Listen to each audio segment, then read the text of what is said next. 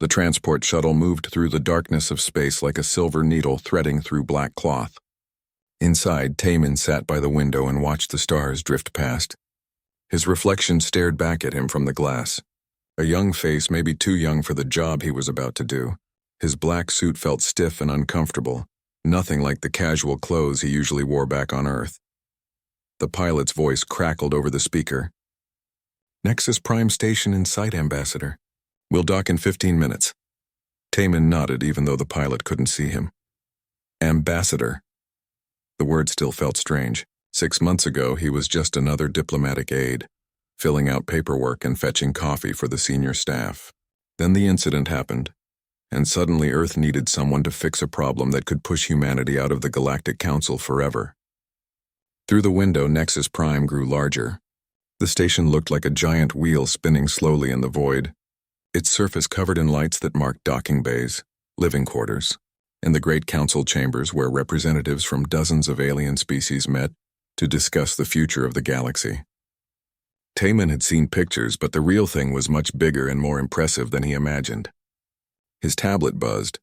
Another message from Earth, probably from Director Park asking if he had reviewed the briefing materials for the 100th time. Taman didn't open it.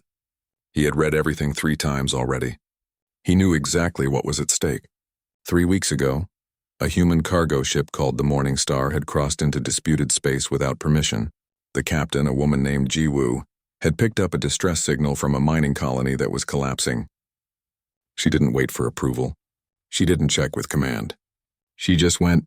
Her crew pulled 47 beings out of that dying rock before the whole thing fell apart. 47 lives saved because one human captain decided that rules could wait when people were dying.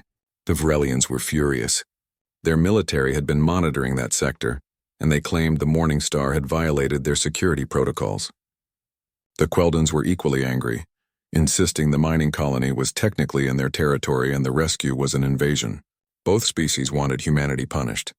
Both wanted Earth to admit that humans were too emotional, too unstable, too dangerous to be trusted with the responsibilities of council membership. The shuttle shuddered as it entered the docking bay. Taman gathered his things and stood up, straightening his tie. His hands shook slightly and he took a deep breath to steady himself. His grandmother used to tell him that fear was natural, that only fools felt no fear. The trick was not to let fear make your decisions for you. The airlock hissed open, and Taman stepped onto Nexus Prime for the first time. The docking bay was enormous, with ships of every size and shape coming and going. Aliens moved through the crowd, some walking on legs, others floating, a few that seemed to simply glide across the floor. The air smelled strange, like metal and something sweet he couldn't identify. Translation fields hummed softly everywhere, turning the babel of alien languages into words he could understand. A human woman waited near the gate, holding a tablet and wearing the blue uniform of station personnel. She was in her 30s with tired eyes and her hair pulled back in a practical bun. "Ambassador Taman?" she asked. "Just Taman is fine," he said, shaking her hand. "You must be Hana." "Data analyst, diplomatic section," she confirmed. "Welcome to Nexus Prime. I wish it was under better circumstances." She started walking and Taman followed. "I've prepared all the files you requested. Flight logs, communication records, witness statements. Everything is in your quarters." "What's the mood like?" Taman asked. "Among the other delegations, I mean." Hana's expression darkened. "Not good. The Varelians are pushing hard for sanctions. The Queldans want formal restrictions on human movement through council space. Some of the smaller species are staying neutral, but they're watching to see which way the wind blows. If the big powers move against us, they'll follow." They entered an elevator that shot upward so fast Taman's stomach lurched. Through the transparent walls, he could see the interior of the station stretching out in all directions. Gardens filled with strange plants, markets where aliens traded goods from 1,000 worlds, residential sections where different species lived in their own environmental bubbles. "How much time do we have?" Taman asked. 72 hours until the vote, Hana said. "After that, if we lose, Earth's council seat gets suspended pending a full review. Could take years to get it back if we ever do. Trade agreements would probably collapse. We'd be isolated." The elevator stopped and they stepped out into a quieter corridor. Hana led him to a door that opened onto a suite of rooms. Simple but comfortable, with a window looking out at the stars. "The other ambassadors will want to meet you," Hana said. Probably tonight at the diplomatic reception. They'll be sizing you up looking for weaknesses. Taemin set down his bag and turned to face her. What do they expect? They expect you to be emotional, Hana said bluntly. They expect you to get angry or defensive or desperate. That's what they think humans do. They think we're unstable, that we can't control ourselves. If you prove them right, we lose. And if I don't, then maybe we have a chance. She handed him the tablet. Everything's in here. I'll come back in 2 hours to take you to the reception. Try to get some rest. After she left, Taemin stood at the window for a long time, watching ships move against the backdrop of stars. Somewhere out there was Earth, the blue marble where he grew up. He thought about his family, his friends, all the humans who were counting on him to make this right. He thought about Captain Jiwoo and her crew. He had spoken to her by video link before leaving Earth. She was a tough woman with gray in her hair and laugh lines around her eyes. She told him she didn't regret what she did. She would do it again. When he asked her why she risked everything, she said something that stuck with him. Because they were alive, she had said simply. And I had the power to keep them that way. What else matters? Taemin opened the tablet and began reading through the files. There was a lot of information, more than he could absorb in one sitting. But something caught his eye. A small detail in the Vrelian report that didn't match the Queldan version. A tiny inconsistency, barely noticeable. He made a note and kept reading.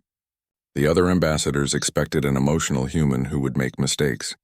They expected him to react exactly the way they thought all humans reacted. Taemin smiled to himself. Sometimes the best way to win was to be exactly what people didn't expect. He was emotional, yes. All humans were. But emotion didn't mean stupid. It didn't mean careless. It meant he cared about getting this right. He had 72 hours to save humanity's place in the stars. It was time to get to work. Outside the window, Nexus Prime continued its endless rotation, a wheel of life and politics spinning in the dark. And somewhere in the station, in rooms he hadn't yet seen, aliens were making plans and placing bets on how long it would take for the emotional human to fail. The diplomatic reception was exactly as boring as Taemin expected. The grand hall glittered with lights that adjusted automatically for each species' visual spectrum. Aliens stood in small groups holding drinks in containers shaped for their various anatomies. A Vrelian warrior with armor-plated chitin stood near the wall, watching everything with compound eyes that reflected the light like mirrors. 3 Queldans floated near the ceiling, their crystalline bodies refracting light into rainbow patterns across the floor. Taemin wore his diplomatic smile and made polite conversation. He met the Andorian trade representative, a friendly being covered in soft fur who seemed genuinely interested in Earth's culture. He exchanged pleasantries with the Kelvin ambassador, whose species communicated through color changes in their skin. Everyone was professional, careful, diplomatic, and everyone was watching him, waiting for him to crack. Hana appeared at his elbow with a glass of something blue. "That's Ambassador Krell," she whispered, nodding toward the largest Vrelian in the room. "He's leading the push against us." Krell was massive, at least 7 feet tall, with mandibles that could probably bite through steel. His forearms were crossed over his thorax in a way that looked both casual and threatening. When he noticed Taemin looking, he tilted his head in acknowledgement. A challenge, perhaps, or maybe just curiosity. Taemin raised his glass in response and took a sip. The blue liquid tasted like lemons mixed with electricity. He tried not to wince. "Ambassador Taemin," a voice chimed from above. One of the Queldans descended, floating down until she was at eye level. Her crystalline structure pulsed with soft pink light. "I am Vissel. I represent the Queldan Collective." "A pleasure," Taemin said, bowing slightly. He remembered from his briefing that Queldans considered bowing a sign of respect. "I wanted to express my sympathy for your position," Vissel said. Her voice came from somewhere inside her crystalline body, resonating like a bell. "It must be difficult defending the indefensible." Taemin kept his smile. "I'm not here to defend anything yet. I'm here to understand what happened." "What happened is clear," Vissel chimed. "Your captain violated our territorial boundaries, ignored our sovereignty, and acted without authorization. Your species' emotional nature makes you unpredictable and dangerous." "Perhaps," Taemin said mildly. "Or perhaps there's more to the story than we know. I'm looking forward to reviewing all the evidence." Vissel's light pulsed yellow, a sign of confusion according to his briefing. The evidence is already available. What more is there to review? I like to be thorough, Taemin said. It's a human trait. We get emotional about details. He excused himself before Vissel could respond and found Hana near the refreshment station. I need to talk to Captain Jiwoo again, he said quietly. And I need access to the Morning Star's complete flight recorder data, not just the summary and the official report. Hana nodded. I can set up a secure channel to Earth. When do you want to do this? Tonight, after this is over. The rest of the reception passed in a blur of conversations that meant nothing and smiles that hid everything. When Taemin finally returned to his quarters, he was exhausted, but his mind was racing. Hana arrived 30 minutes later with a portable holo projector. She set it up on the table and keyed in the connection code. A three-dimensional image flickered to life, showing Captain Jiwoo sitting in what looked like a small office back on Earth. She looked tired but alert. Ambassador, she said, what can I do for you? Tell me everything, Taemin said.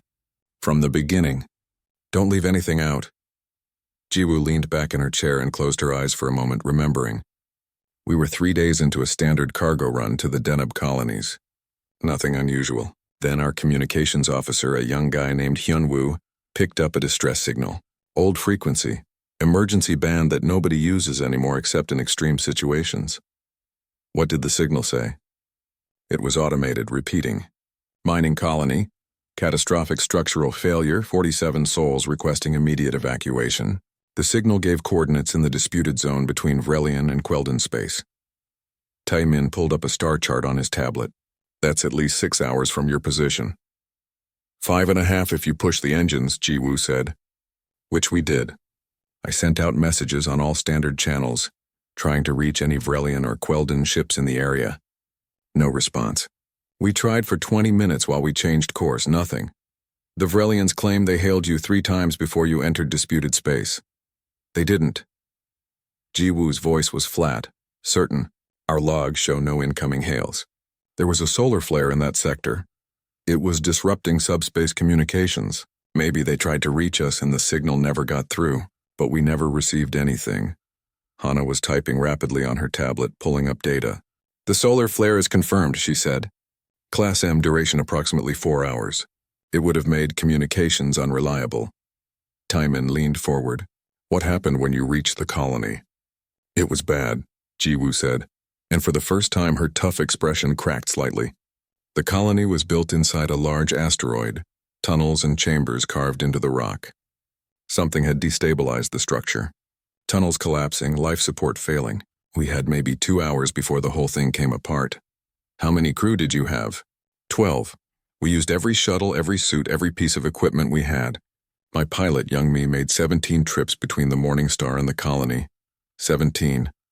By the end, she was so exhausted she could barely hold the controls. But we got everyone out. All 47.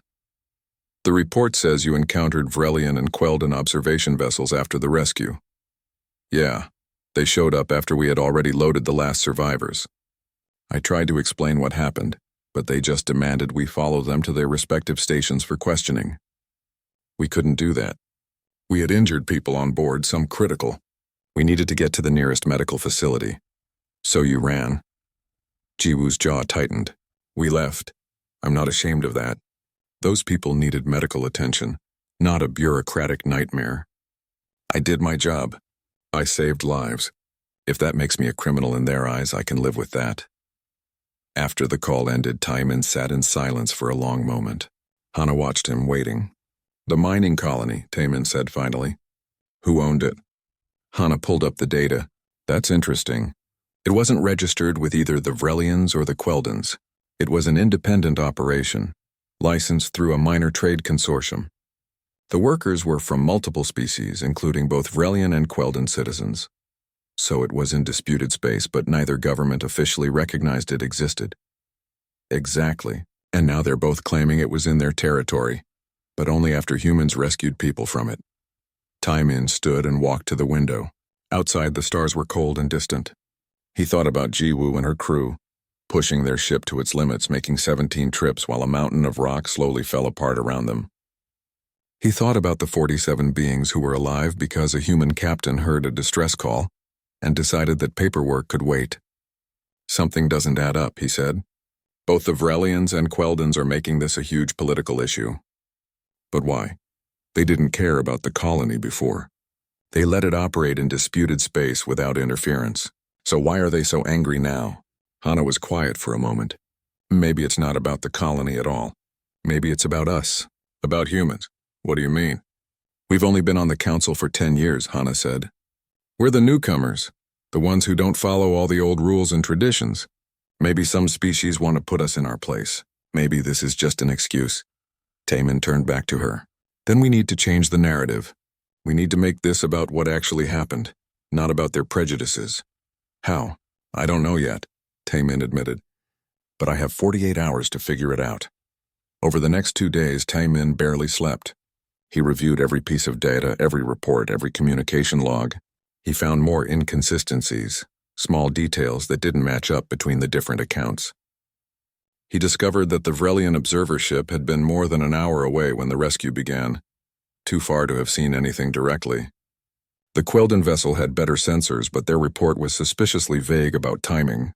Both governments had private meetings with him offering deals. Support our version, and we'll make sure Earth keeps its council seat. Taemin politely refused both times. He could see the frustration in their responses.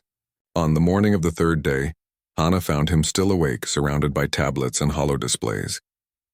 The council session starts in 4 hours, she said. You need to get ready. Taemin looked up at her with bloodshot eyes.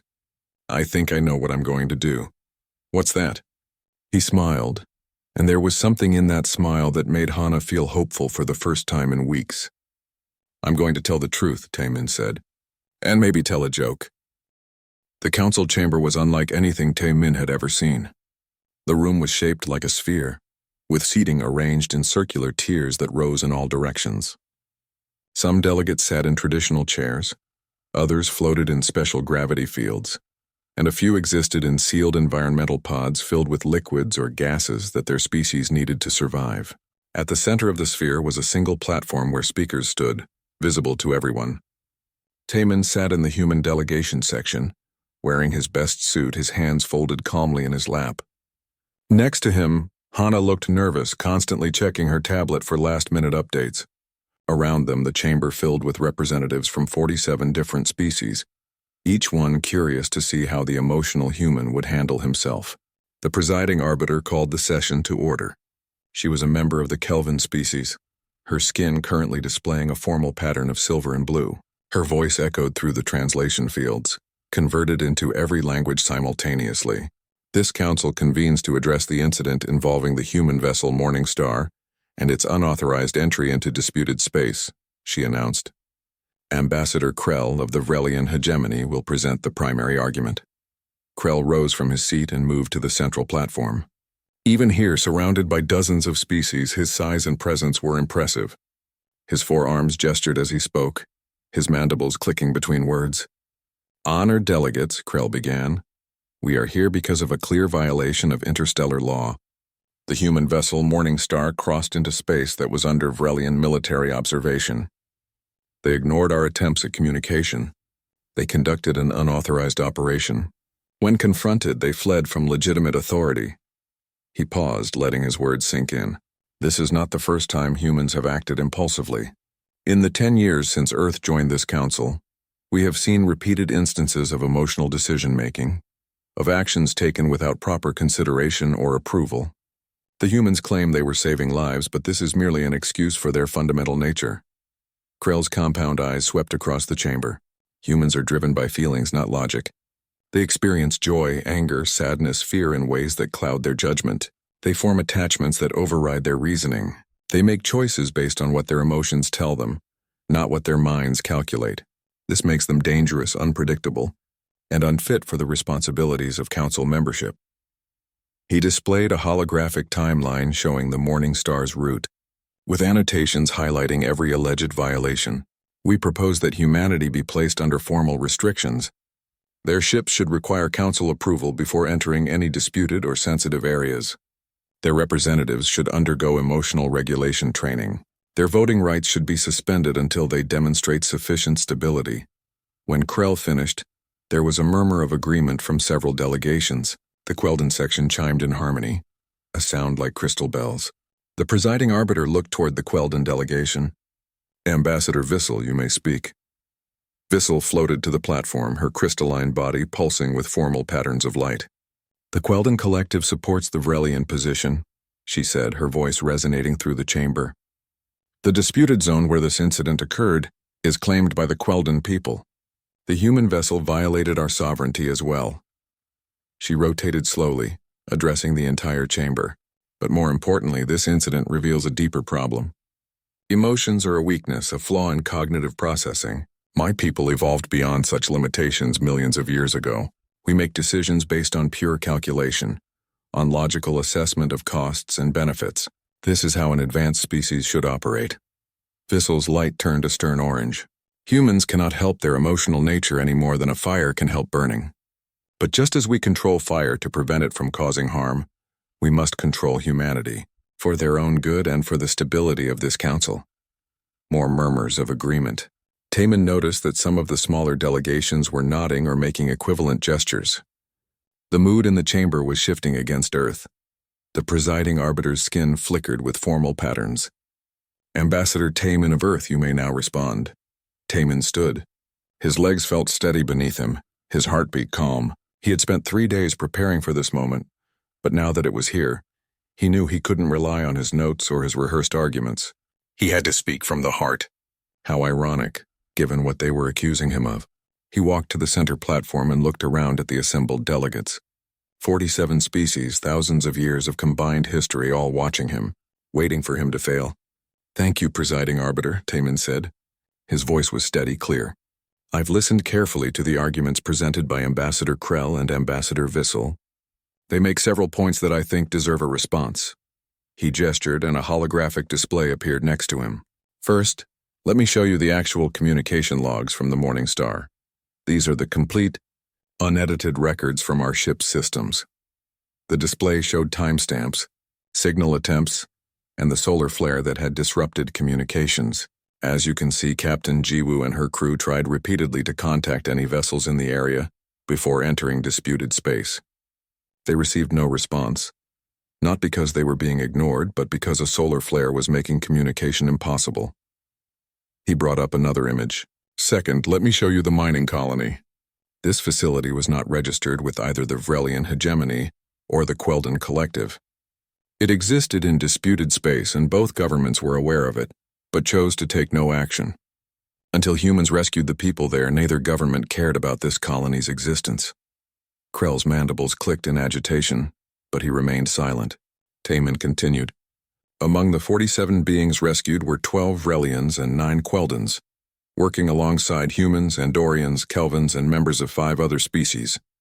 They weren't there because of politics. They were there to work, to live, to build something together. And when disaster struck, they didn't care about territorial disputes. They just wanted to survive. He paused, looking directly at Krell.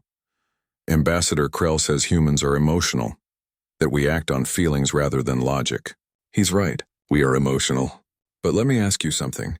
If your sensors detected a distress signal from a dying facility, if you knew that dozens of beings, including members of your own species, had only hours to live, what would logic tell you to do? Krell didn't answer.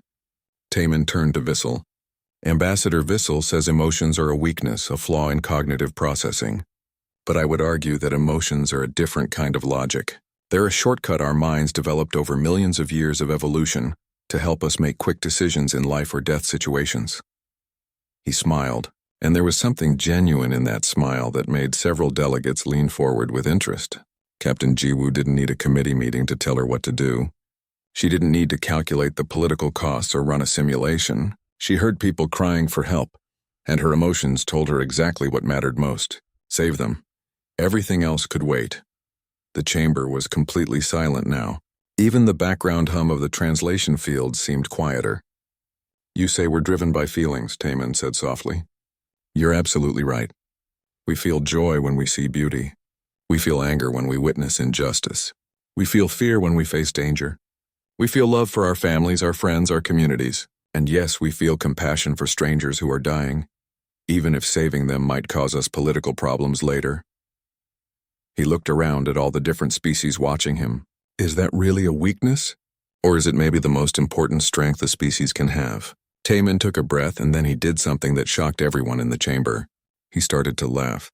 Not a nervous laugh, not a fake diplomatic laugh. A real, genuine laugh that echoed through the sphere. The delegates stared at him in confusion. Hana, watching from the human section, felt her heart sink. Had he lost his mind? But Taman wasn't finished.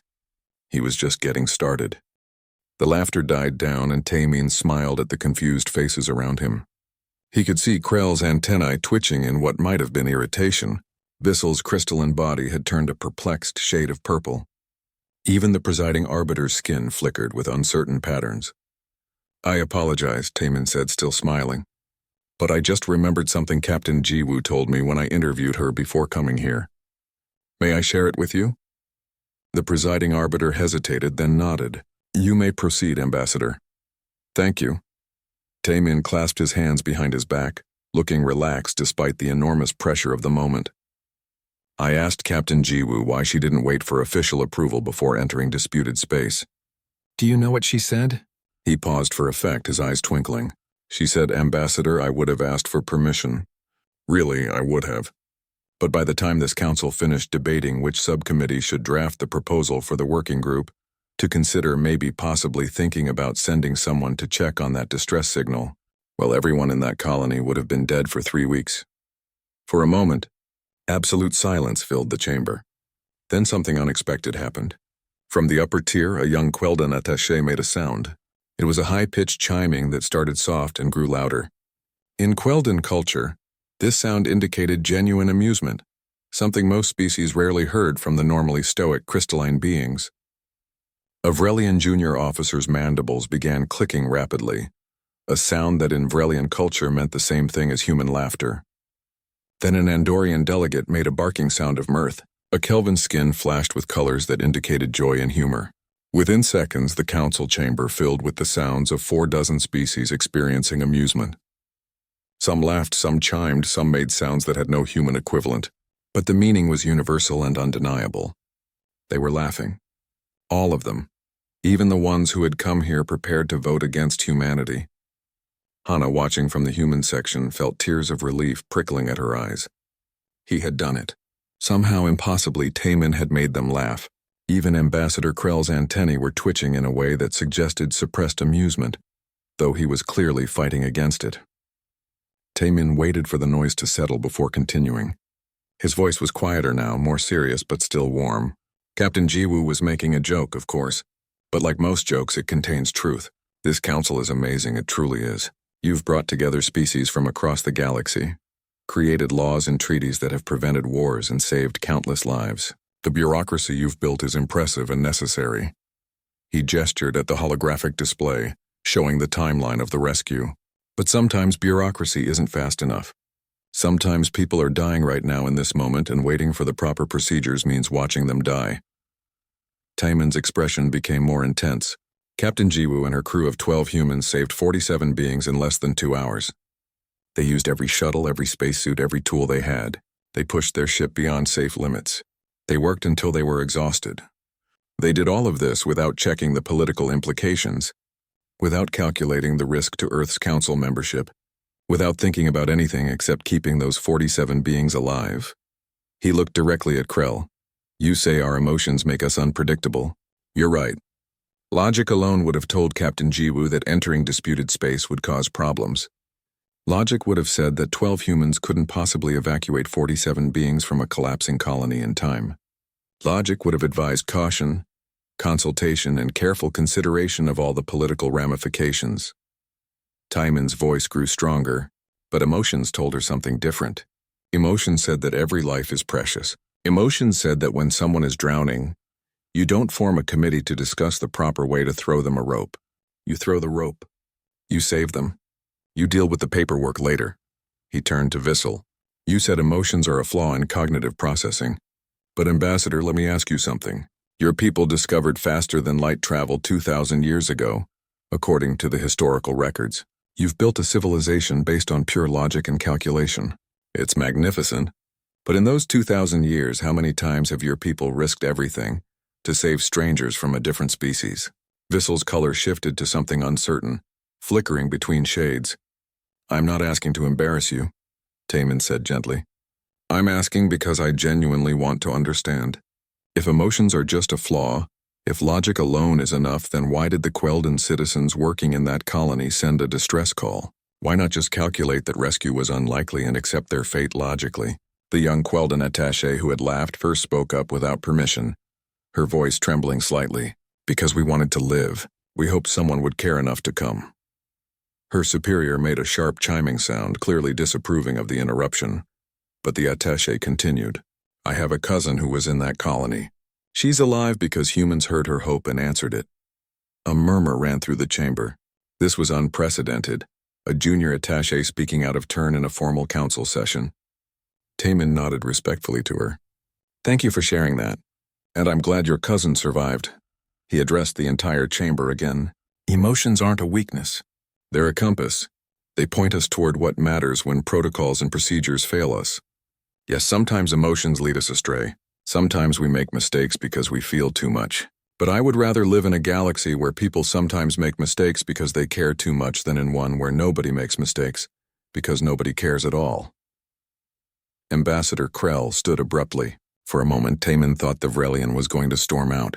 Instead, Krell approached the center platform. "The Vrelian hegemony acknowledges," Krell said slowly, his mandibles clicking with what might have been reluctance, "that the Morning Star's crew acted with courage. We also acknowledge that our communication attempts may have failed due to the solar flare. However, this does not excuse the violation of our military observation zone." Taimin bowed slightly. "I understand your concern, Ambassador. And you're right, Captain Jiwoo did violate protocols. She knew she was breaking rules. She did it anyway because she believed that saving lives was more important than following regulations in that specific moment." He paused. "If you want to punish Earth for that, I won't stop you. Vote for sanctions if you believe that's appropriate. But I want everyone in this chamber to understand what you're really voting for." Taman gestured at the holographic display, which now showed images of the 47 survivors. Vrelians, Queldans, Andorians, Kelvins, humans, and others all standing together. "You're voting on whether a galaxy that values rigid adherence to rules over the preservation of life is the kind of galaxy you want to live in." Vissel floated down to join them. "The Queldan Collective," she said, her voice resonating differently than before, "recognizes that there may be value in actions that prioritize life over territory. We acknowledge that the mining colony existed with our knowledge, and that we took no action to regulate or protect it until this incident brought it to galactic attention." Taemin could feel the mood in the chamber shifting. Something had changed. The laughter had broken through their preconceptions, and now they were actually listening, actually thinking about what he was saying instead of just waiting to condemn humanity. "I'm not asking you to accept that humans are perfect," Taemin said. "We're not.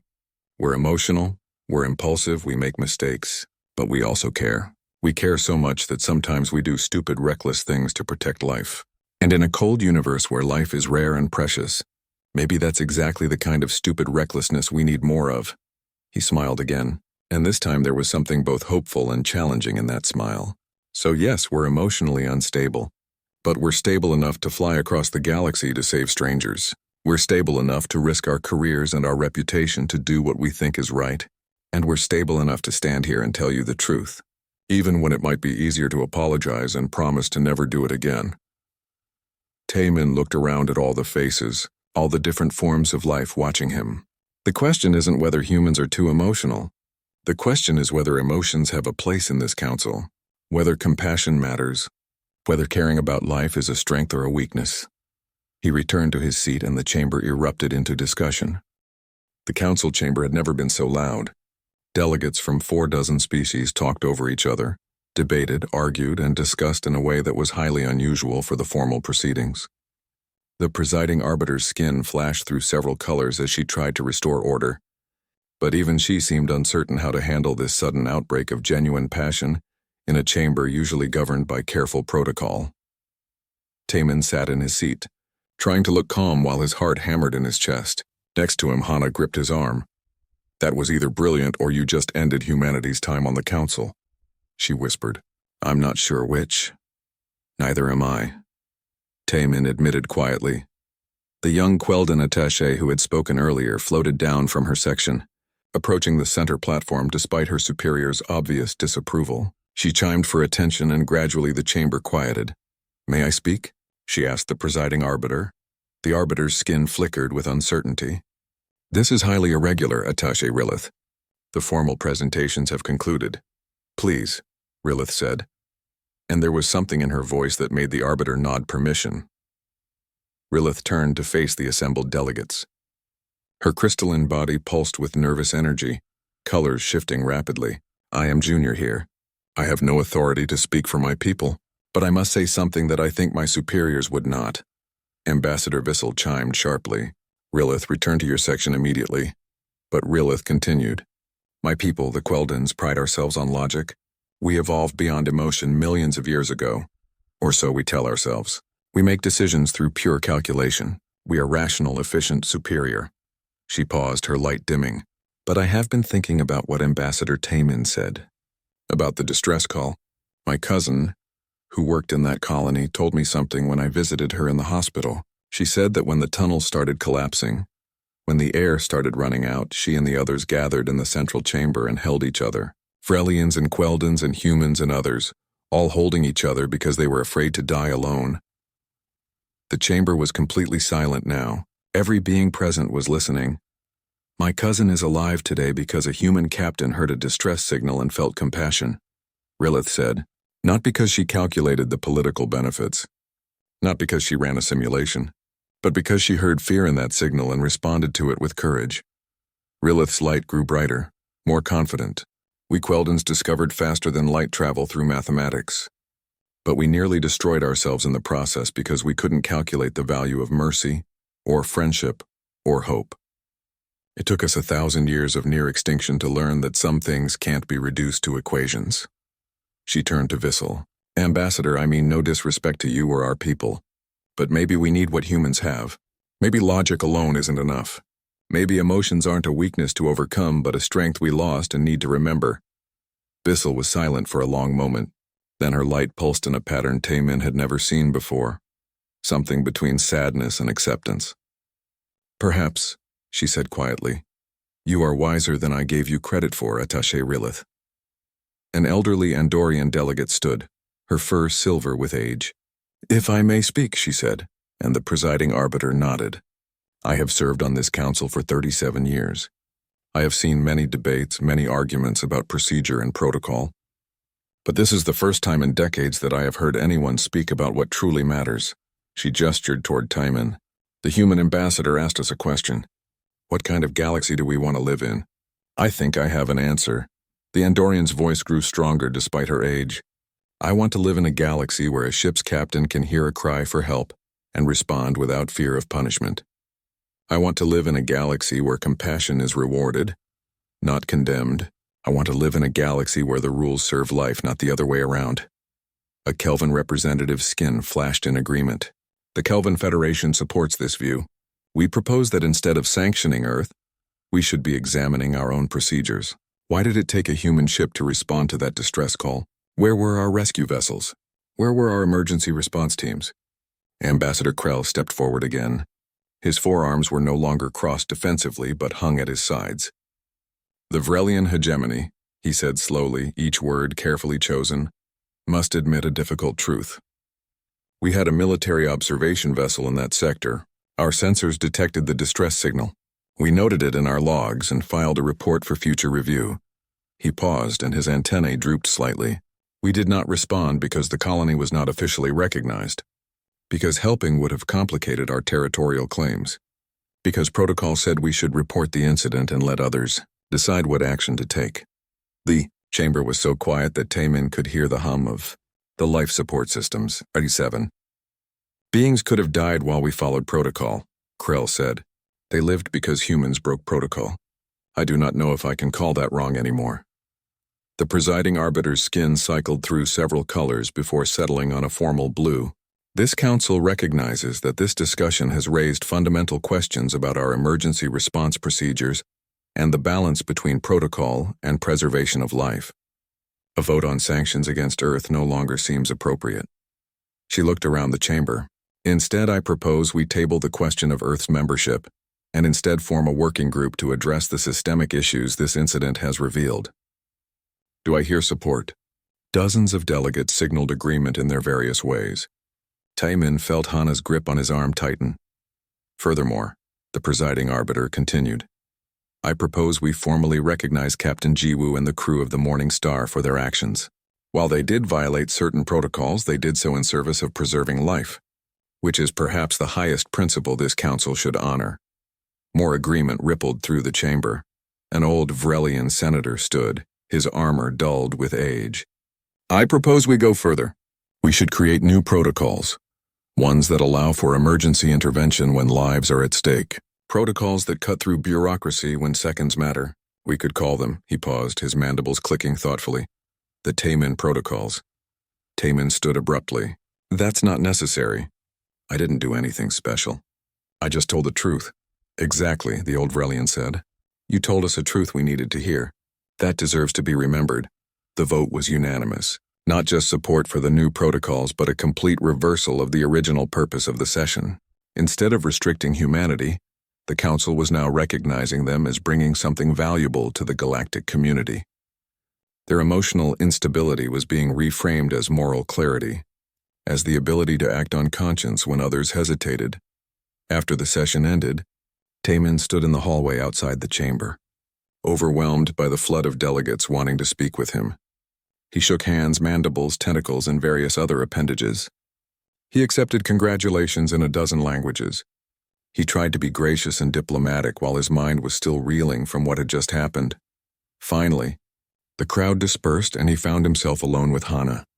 You did it, she said, and there were tears on her face. You actually did it. We did it, Taemin corrected. Your research, your analysis, all of it mattered. But the speech, the joke, that was all you. Taemin smiled tiredly. I just told them what Jiwoo and her crew did, and why it mattered. Ambassador Krell approached them, his massive form somehow less threatening than before. Ambassador Taemin, he said. I wanted to apologize. I came here convinced that humans were a danger to the Council. I see now that my certainty was misplaced. No apology necessary, Taemin said. You were protecting your people. I respect that. Still, Krell said, I think I learned something today. Emotions are not the enemy of logic. They are perhaps its necessary complement. After Krell left, Rilith, the young Queldan attaché, approached, her light pulsing shyly. Ambassador Taemin, thank you for speaking up, for making them listen. I should thank you, Taemin said. What you said about your cousin, about holding each other in fear, that's what changed everything. That's when they stopped seeing this as a political issue and started seeing it as a story about real beings who wanted to live. Rilith's light brightened. My superior is very angry with me for speaking out of turn. But you spoke anyway. Yes, because a human taught me that sometimes breaking protocol is the right thing to do. 3 months later, Taemin received a message at Nexus Prime. It was a video from Earth, showing Captain Jiwoo standing at a podium wearing her dress uniform. Behind her stood her entire crew from the Morning Star, including Young Mai the pilot and Hyunwoo the communications officer. They were at the Council's formal award ceremony, receiving the Medal of Courage.